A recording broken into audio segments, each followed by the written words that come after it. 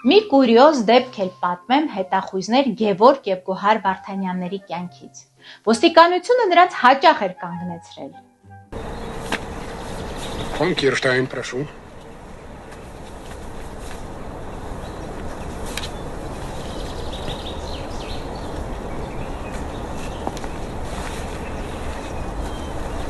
Нина говорит, помоги.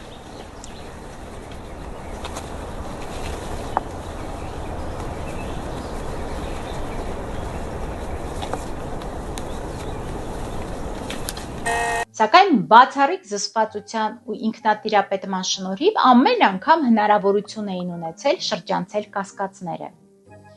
Ոչ այս անգամ։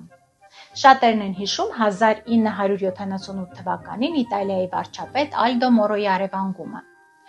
Հայ հետախույզներն Իտալիայում էին հատուկ հանձնարարությամբ։ Ոստիկանը նրանց կանգնեցնում է, զննում ավտոմեքենան ու բաց թողնում, բայց շուտով զույգը նկատում է, որ ոստիկանները հետապնդում են իրենց ու հրահանգում կանգ առնել։